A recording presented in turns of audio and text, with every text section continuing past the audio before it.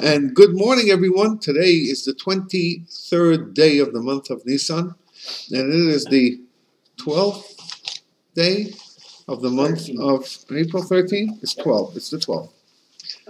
So we're not going to say who said the 13th. That's okay. You won't be down in infamy. It wasn't dead. Anyway, so we are continuing our, it's the day after Pesach today, this morning, and we are continuing our book, The Art of Giving, and we are currently on page 40. We have gone through some very heavy Kabbalistic terminologies and explanations for when the Torah refers to Sarah, the death of Sarah. It says that she was 100 years and 20 years and 7 years. It doesn't say 127. Hebrew can handle that. It doesn't say that. It says she was 100 years, 20 years and 7 years. In other words, says the Rebbe here, this is the third Rebbe of Chabad, that the delineation is according to the singles and doubles and triples in the digits of 7, which represents the singles, the 20 representing the doubles, and the 100 representing the triples. And this is, in other words, as everything else in Torah, this is extremely precise. Why? Because he says there are, in our lives, and in the energy that comes from God as well, there are single digits, things that are represented by single, things that are represented by doubles, and things that are represented by triples. What's the single digits? That's our characteristic. Every characteristic is defined, it's on its own. So giving, loving, kindness, that's a characteristic. It's on its own. It's a kindness. There is also the opposite of kindness: discipline, severity, might, strength. That all connotes the opposite of giving. Then there is compassion. And each one of them are different from one another. Truth be told, that each one of them needs the other one. In other words, if you are too giving and not disciplined in your giving, then the giving isn't the proper giving. It goes too far. It's just nobody could receive such a thing. You give all over. If you give everything of yourself, then you don't have anything for yourself. Then you're not anymore a person to give. So giving needs discipline, just like discipline needs love. Without love, it's not discipline. It's just anger and whatever, but it's not discipline. You want to discipline your child, so, when you smack them in the face, punch them and kick them and throw them and hurt them hard and then push them away, and that's not discipline. We know that's not discipline. It's abuse. That's abuse, clearly. Sparing the rod, spoiling the child, true. You can give a little thing on the hand, a little thing on the, you make your point. You don't have to hurt them. Certainly not harm them. So your discipline has to be fueled by love. And same thing with everything else. Your compassion needs to be fueled by love and needs to be disciplined as well, and so on and so forth. They all need each other. But they are defined as separate entities. In the Omer counting that we are in the midst of right now, last night was the 8th night of the counting, and so each day, for the 49, there are 7 defined characteristics, and 7, each one of the characteristics is comprised and composed of the other characteristics. So we are now in the week of discipline. So last night was the kindness of discipline, the love of discipline. Tonight will be the discipline of discipline. How disciplined is your discipline? And is it discipline that you are trying to do when you are engaged in a discipline, or are you withholding in the wrong time and are you giving in the right time? You're withholding and giving, so the discipline is awry because you are withholding the love when you should be giving the love, and so on. This is what each day has its different focus. That's why it takes 49 days to get through this. That's why it took 49 days for the Jewish people to receive the Torah. Because God was waiting for them to focus on each of their characteristics, and each one of them as it's defined by the other 7. So characteristics are very independent. They're independently working. They do need the other ones to tweak them, but they are very defined, separate entities, and there are 7 of them. So the number 7 represents the single digits of characteristics. The 20, which is double, represents intellect. Intellect is defined by Chokhmah and Bina. Chokhmah means wisdom, and Bina means understanding. So, what is wisdom? Wisdom is this stuff that we have that we can't really define. You see, I have the wisdom of, that. Where is that wisdom? It's stored somewhere in the brain, I guess, and we can't really define it. And the wisdom is not really applicable to us unless we understand that wisdom. In other words, that wisdom has been developed to a point where we can really understand it. So, wisdom without the tool of understanding cannot be useful. Understanding cannot be useful unless you have the wisdom to fuel it. What are you understanding here? You have to understand some intellectual greatness. So therefore, wisdom and knowledge and understanding, they go together. They are like 2 friends that cannot be separated. As soon as you understand something, you have now gone through 2 levels. You've got to the wisdom, has come to the understanding, and you've developed that understanding. So, for example, when somebody poses a riddle, and everyone's going, got it. That flash is that wisdom. And then you say, hold on, let me develop it. Now that understanding of it is the next level of the wisdom. So those 2 must go together. Therefore, they are 20. They are 2 together. Even more so, the characteristics receive a 10th, the Kabbalists say, of your wisdom, or so. And therefore, they are in the double digits versus the single digits, because they are 10 times more than the characteristics, than the wisdom of than the understanding or the intellect of the characteristics. So that's why they are represented by 20, not 2, and because they are double digits, and it's representative of the 2 main characteristics of our intellect. The 100, the triples, represent the much greater level, and it's the greater level of desire, want, and the more encompassing levels that we have.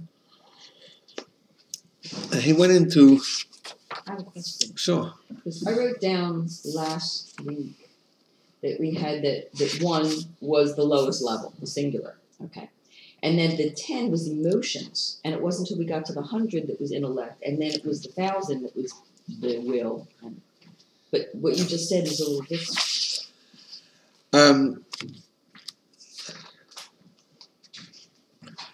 There is an explanation to this, which I did not read, one of the footnotes. There are 2 different ways to look at this. I just said it in a very elementary way, but sometimes you'll say it this way.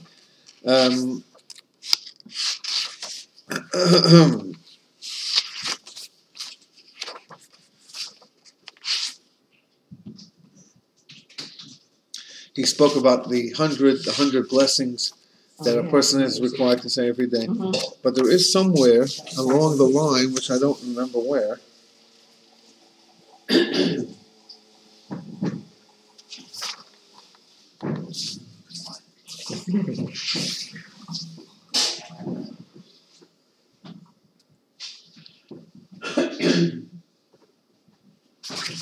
I don't remember where it is, but he does. Sometimes this level is used. It's a good observation, very good, sharp observation. But he does. I don't remember just where. I'm fascinated by it, so that's why I paid attention. It is somewhere. So I will. I'll find it sooner or later. I'll find where that. Where he doesn't say that, although you have in other places where it's this way.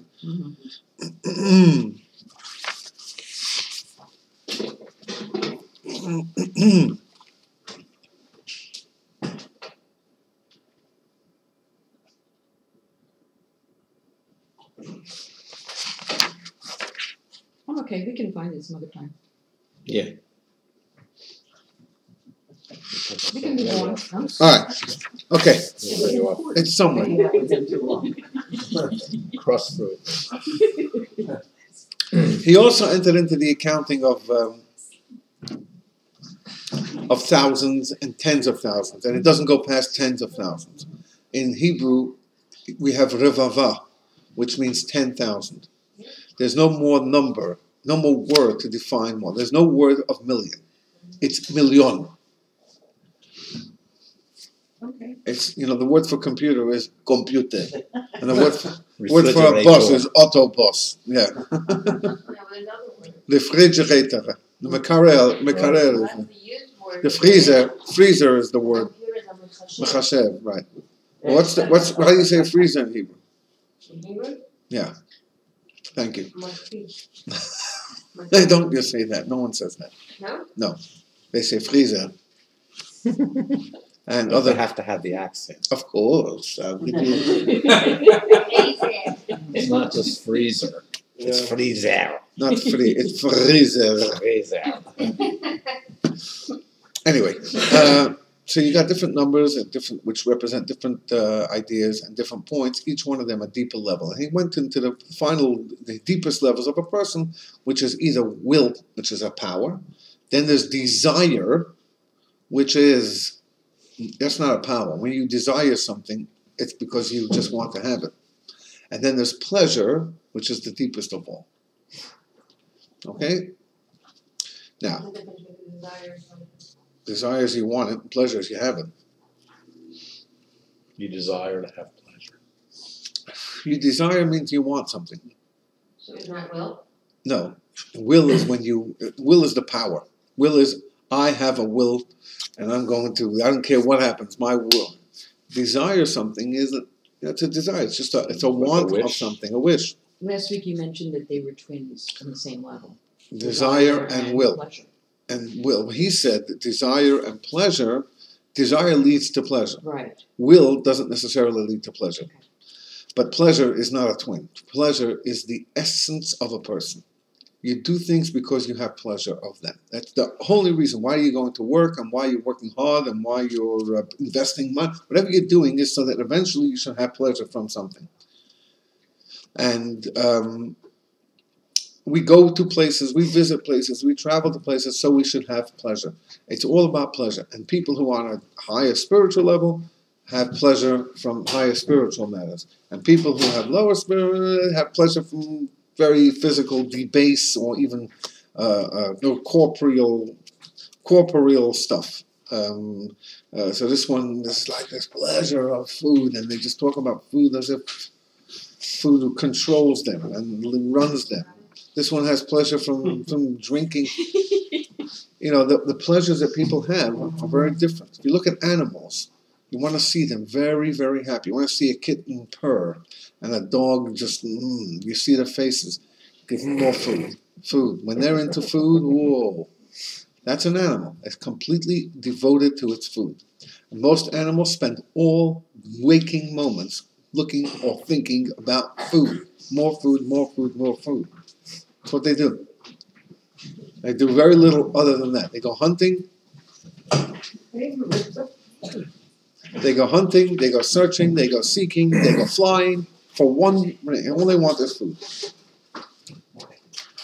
Some human beings behave like they had that animalistic part of them, haven't developed any further than that. They don't have pleasure from music or from art or from intellect, from study, from discovery, from building, constructing, helping people. There's so many other things one can do. All right. Page 40, where it says, on the top of the page, where it says mystical verse. Yes, one more. Oh, sure. Page 40, where it says mystical. Rabbi, is that in the book, page 40? Yes. So Yeah, this is coming from the book. you see where it says mystical verse?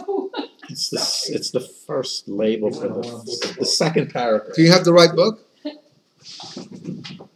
it looks the same. You have that book. Okay, I'm on page 40, it says tens of thousands. Yeah, then Yes, right under the it, next- mystical verse. Sorry, It's okay. my body got rid of my mind, sorry. It's 10 minutes behind. Yeah. Have you gotten over the clock change yet? Do we have a clock change? A month ago. Okay. To return to the mystical interpretation of the verse, the life of Sarah was 100 years, etc. Sarah, whose name denotes rulership. Look at number 50, footnote number 50 in the bottom. Sarah's original name was Sarai. It was only later that God changed her name to Sarah, as written in Genesis 7:15. God said to Abraham regarding Sarai, your wife, you shall not call her by the name Sarai, for Sarah is her name. Sarai means my princess, the ruler of only my kingdom. But Sarah means princess in general, meaning a sovereign over all. Anybody here called Sarah? Huh? Anyone here named Sarah? Grandmother. That's it. Sarah teaches all. Her name is Stana Sarah. So what did you say it means? Oh, nothing. Nothing.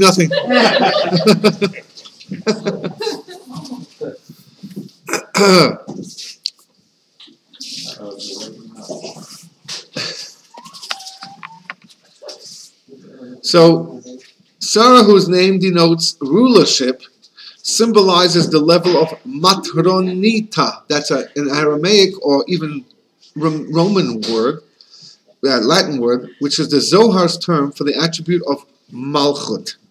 The word matronita means a queen, and malchut means kingship, sovereignty. So Sarah means sovereignty, the ruler. Look at 51. What is malchut? The source from which individual souls descend and are sustained is called malchut of Atzilut, and is sometimes identified with the Shekhinah itself. This source is known as Knesset Yisrael, the community of Israel in a spiritual sense, and in Kabbalah it is also called Matronita, or queen, for all of Israel are princes, i.e. the offspring of this queen. Okay, what it means is like this.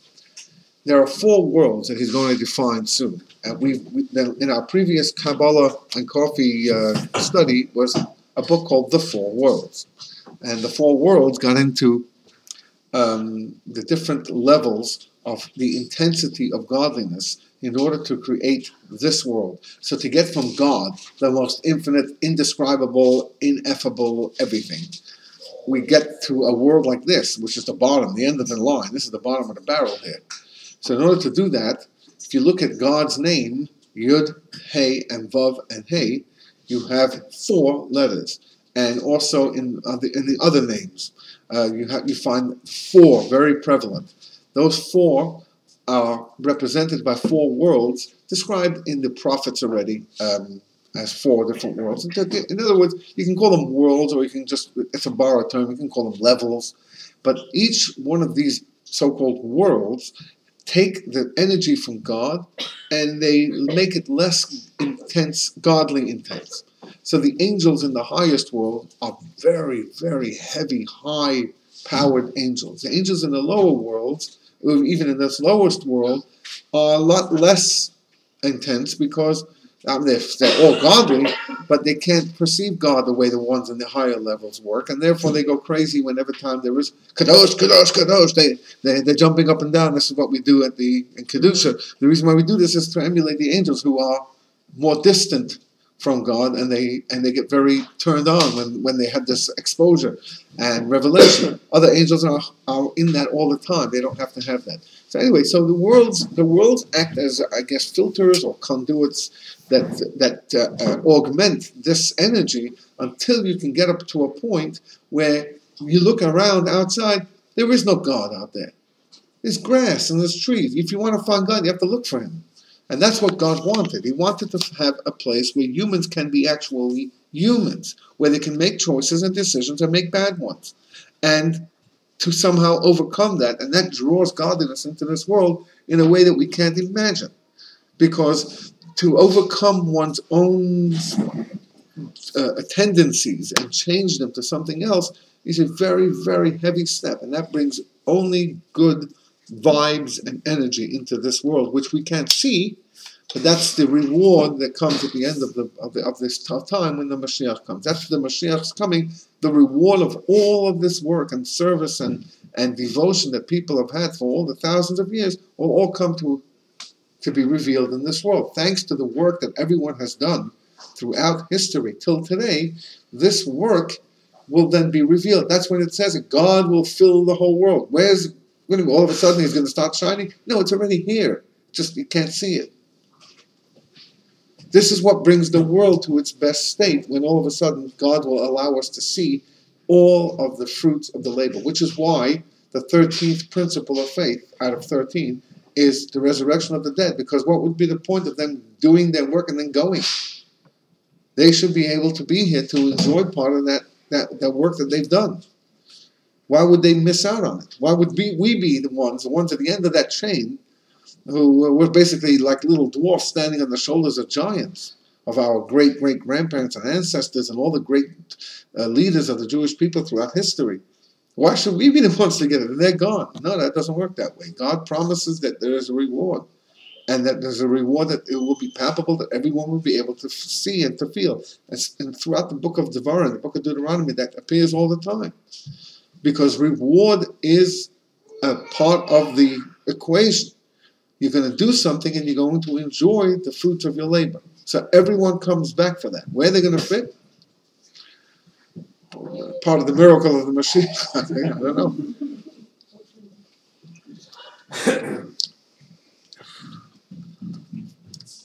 Maybe that's why this global warming thing is happening now. So we clear out hundreds of thousands of miles of empty space and put more people there. Who knows? Anyway.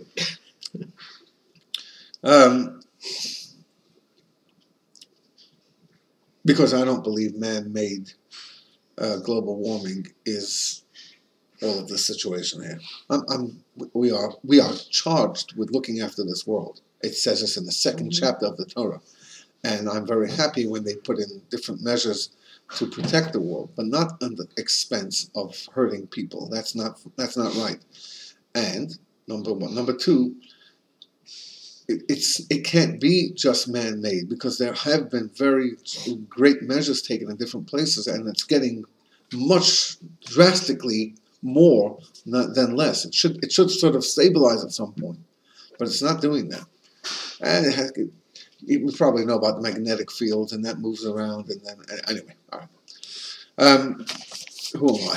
I'm just saying that maybe perhaps this is an advent of a time where things will be back to where they were hundreds, thousands of years ago. Who knows, maybe a volcanic eruption will come out of the sea one day and create a whole new whatever. Okay, that's not our problem. Our problem isn't where is everybody going to go. Our problem is where's my Bubby and where's my Zadie and where's my... That's what we want to know. And then we'll figure everything out. And where's the Rebbe, and where's the leadership, and where's Moses and Aaron, and the Baal Shem Tov, and the Rashi and Rambam, and Isaiah and Jeremiah, and Abraham, Isaac, and Jacob, and so on. Anyway, so imagine that. Just imagine that. Imagine going over to Abraham, to Sarah, this Sarah. Wow. Anyway. And saying and doing what? And saying, I am one of your descendants. Oh. How are you, Bubby? Or grandma, or Sapta, whichever language she speaks. I don't know. I'm sure they'll all speak Yiddish at some point. Everybody will speak Yiddish.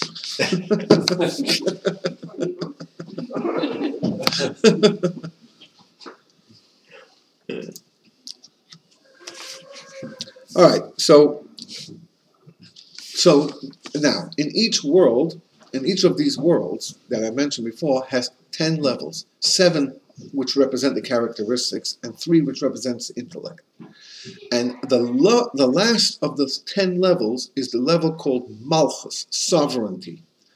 What does sovereignty mean? Well, in a practical sense, it means to be reflective of yourself. So you've worked for 7 days. You have Shabbos now. What have you done for these 7 days? Huh? What? You've worked for 6 days, and now it's your 7th day, it's Shabbos. So what have you done these 7 days? Comes a point where you say, okay, week has ended. Now where am I? What have I accomplished today? Where am I? That's called self-reflection. That's called being in control or a sovereignty of yourself. Because once you've done the kindness and the compassion and the discipline and the endurance, you've gone through every day of the week is representative of a different characteristic. Kindness is the first day of the week because that's when God created light. Light is a giving, give, non-stop, indiscriminate, just give. And the second day, God separated between the waters. That's a might, that's a separation, that's a discipline. And He created the dry land on the second day. The third day, He created the trees and the flowers and the grass and the green. That's beauty, that's compassion. Nothing more beautiful than somebody having compassion to someone else. The fourth day, He created the planets and the stars and the moon. That's endurance. Those are like the enduring things that last forever. And then the fifth day, He created the fish and the birds coming from the dirt near the water, it says. And those are representative of humility. That's the fifth characteristic, just like water covers over everything. The sixth day, He created the rest of the world, the population of the world, the animals, the insects, and of course the person. That's implementation, to get things done. That's the sixth day. And on the seventh day, He rested. What's the rest for? The rest is for us to rest, that's first of all, from any creative activity, because now you've created for 6 days. What have you done? It's time to reflect. Where has this taken you? And where are you going for next week? So the day of the week that you were born, has anything to do with your characteristic? Yeah, I was born on a Monday. Might. Severity.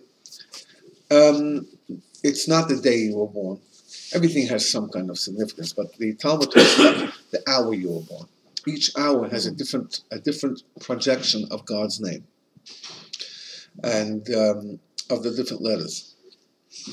The first Rebbe of Chabad, the Alter Rebbe, Rebbe Shneur Zalman, the author of the Tanya, was in jail for fellow Jews who didn't like the Hasidic movement. And as it is, the younger and more external elements become very violent, and they attacked Hasidism for many decades, until the generation of the third Rebbe, and that brought an end to that. Ironically, because the Hasidic movement is the most ultra-Orthodox, or whatever you call that, that's all Hasidim. And but that time they were, whatever, I'm not getting into that, but he was in jail for this. Anyway, the guards began to realize that we're talking here about a very, very holy, special human being. And they tried different experiments on him. At one point, a guard came to him at 2 o'clock in the morning and said, "What are you doing? This time you're supposed to be praying." It was completely dark in his cell. He didn't have any natural light. "You're supposed to be praying. It's early in the morning already." And he says, "No, it's 2:38 and 5 seconds. I said, "How do you know?" He says, "Because every hour there's a different element of God's energy. I just follow that, and that's why I know the time."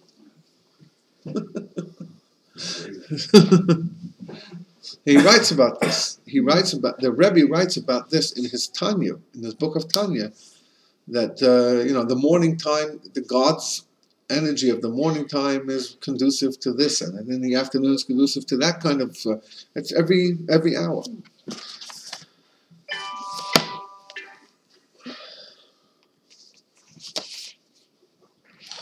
All right, so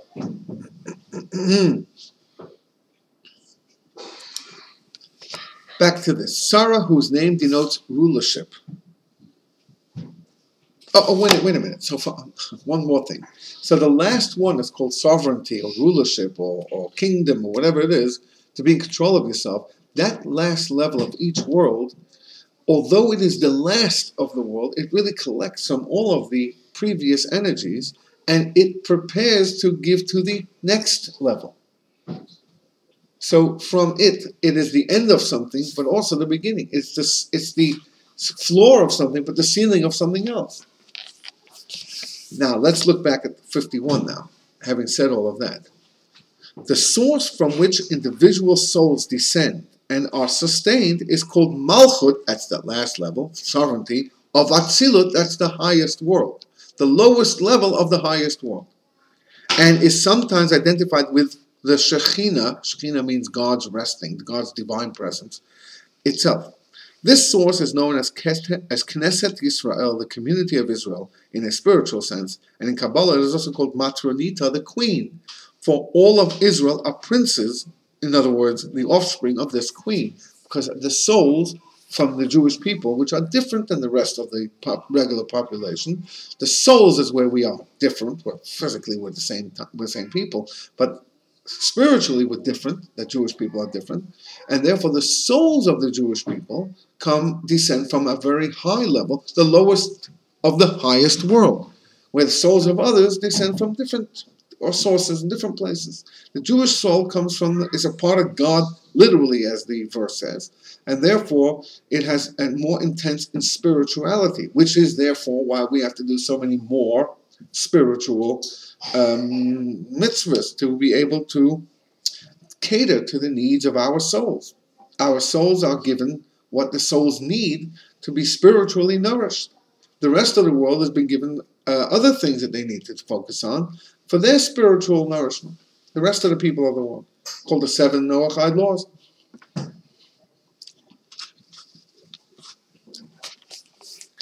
Okay, so now we are talking about the level of Malchus, the lowest level of all of the world. Now back to the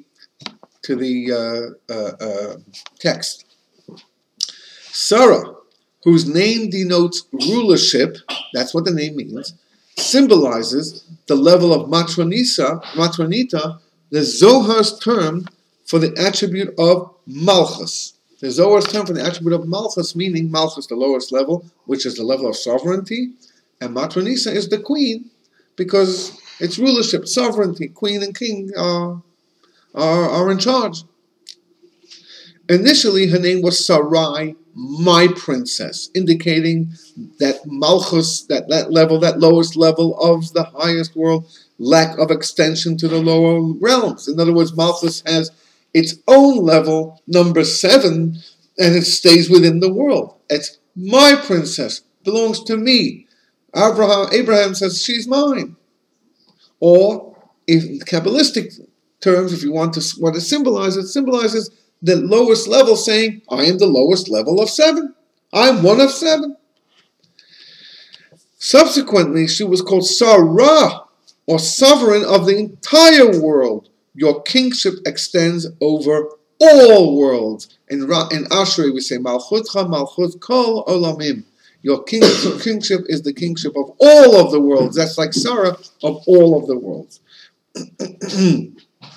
So she doesn't stay Malchus.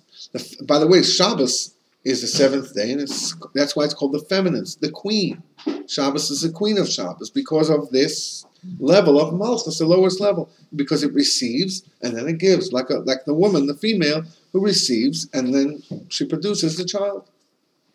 So Malchus, the kingship, is the kingship of all the worlds, and that's symbolized by the name of Sarah, which is the princess of everyone. Not my princess, but the princess.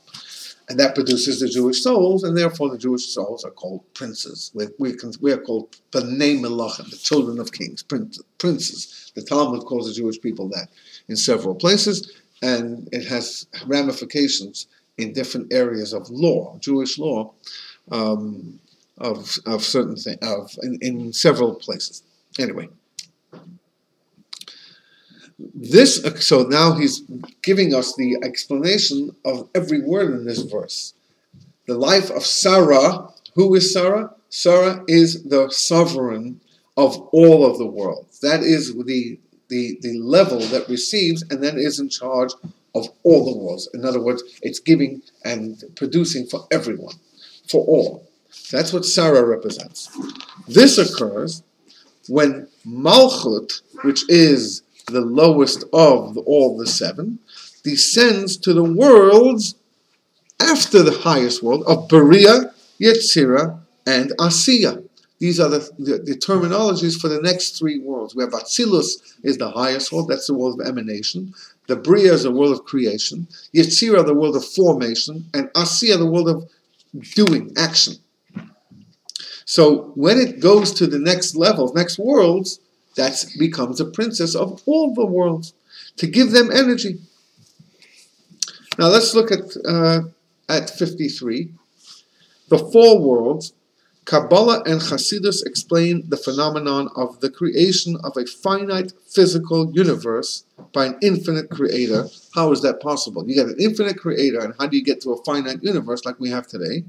That's with the concept of tzimtzum, or contraction, and concealment. God effected a series of concealments of his presence and infinitude, resulting ultimately in the creation of our physical universe. That's what happens eventually, where there is a virtually total concealment of God. These non-corporeal intermediate steps between the Creator and this material world are called worlds. Olamot, or olam, that's the word for world in Hebrew, and the word olam, or olamot, from the word ha'elem, or concealment. They carry the same letters in their words. So God creates a series of worlds, and the word world is used because the word world also indicates concealment, hidden. And God creates this series in order to hide his energy more and more. These worlds are the basic level of spiritual existence in the creative process. In other words, they're not worlds unto their own, but they are worlds to eventually create this world. This is the goal. The differentiation between these steps reflect the level of concealment of the divine light, with the higher worlds receiving this light in a more revealed form. The lowest world, of course, is our world, which doesn't receive a very revealed level of godliness, if any at all. In general, there are four worlds. Atzilut, emanation, which is a state of proximity and relative unity with God. Bria, creation. Yetzirah, formation. And Asiya, action, the final stage in the creative process. The four worlds have been compared to the elements inherent to building a house, in which four stages are necessary. 1, a general idea, as yet undefined. In other words, it's still within the person. He hasn't defined anything yet. Number 2, a definite idea of the house in one's mind. Number 3, the architectural plan or design. And number 4, the actual building of the house. This is the Tanya over there. He says over there. In my personal opinion, I think this is a little bit off. Who am I to disagree and argue? But I would tend to think that the idea is the highest world. The material is the second world, when you get the raw material. Number 3, to turn the material into the formation that you're looking for. And number 4 is to actually assemble it. So let's say you want to build a table. So the idea of how the table is supposed to be made, then you have to go to Home Depot and buy yourself some wood and some formica and some metal and whatever. So then you have the creation, you have the material in your hand. Then you have to take that wood and shape it the way you wanted it to be shaped, into legs, into tops, into covers, into this. And then number 4 is to put it together, to assemble it. That's the form. That's how I would define it. I think that would be better. I think because there's two ideas here. First, there's a general idea, then there's a singular idea. I'm not sure if that is a proper way, but there's a lot more to this anyway. So. The bottom line is, though, they're just like building anything. You need a plan, and you need a plan of action, not just a plan, but the plan of how to get it done. And then finally, to get it done, that's how the 4 levels are formed as well in the spiritual world.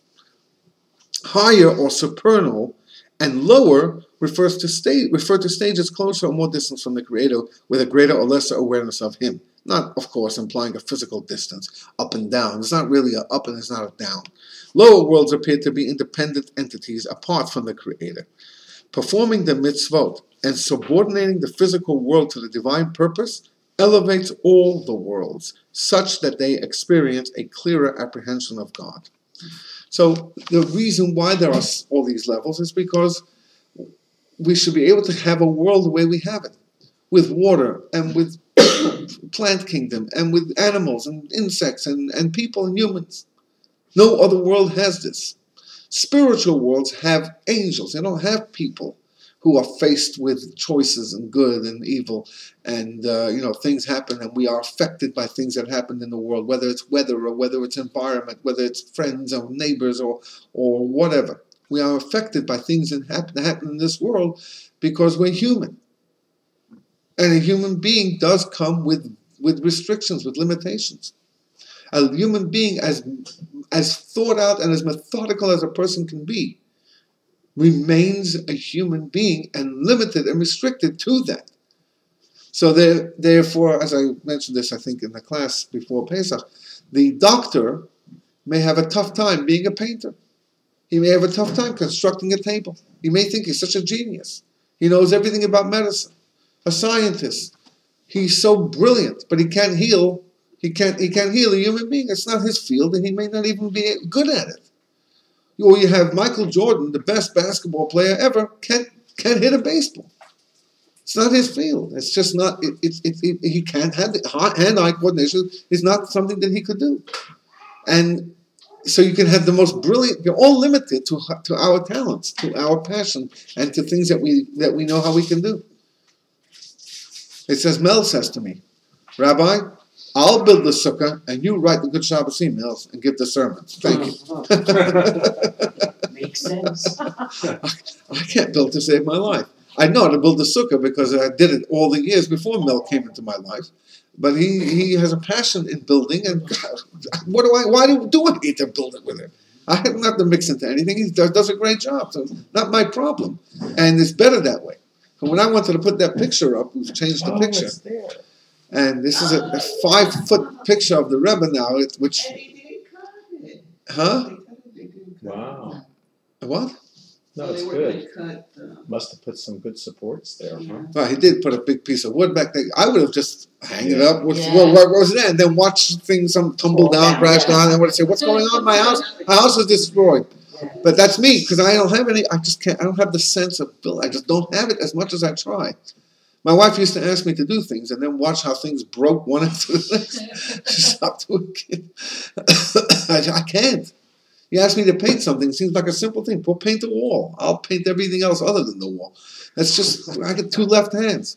But if you want me to write something, that's a blessing that I have, a gift that I have, a skill that I guess I used, I learned, I developed, or whatever, I found. But there's certain things I can't do. As much as I could want, I can't compose a tune. I am extremely musical. I have Jewish music people who are very high in the field who call me and ask me, what do I think about this? And I can hear the tiniest little variations of the, I'm very musical. I can't compose a tune to say. I don't even know how they do it. I can't compose tunes. So you have restrictions. As much as you are not. As much as great as a human being can be, there are limitations to the human being. It says in the Tanya that even the greatest righteous holy people, Moses, after they die, they are much more here in this world than they were before. The greatest righteous people are more here in this world, especially to those who follow them, who study from them, learn from them. They are more here in this world because they're not limited anymore to one specific place.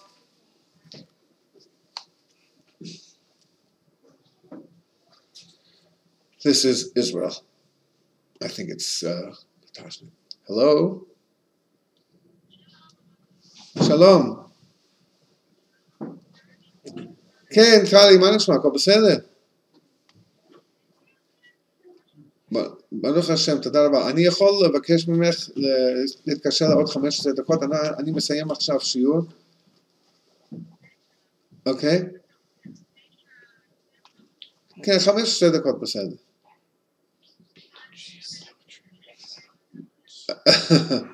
בסדר, תודה רבה. כן, כל טוב. All right, anyway, so every human being is restricted. Once you're finished with this world, you're not limited anymore. A soul has no limitations, can come in and out. It's like when I was saying at the first Seder, when we open up the door for Eliyahu Hanavi, we're not opening the door for him. He doesn't need you to open the door. He comes to every bris. We don't open doors at the bris. We're not opening the door for him. He's not restricted. He doesn't have to wait outside until you decide to let him in. He can come into the house. It's for us. We open the door that we should go. We should leave the exile. Get out and go with Eliyahu Hanavi. That's one of the reasons. Well, another reason to show that we're not afraid. It's a night of miracles, a night of protection, a night of God. God looks after us. All right, whatever. But anyone who is in soul form doesn't need to. The restrictions are not there. The limitations are not there. So.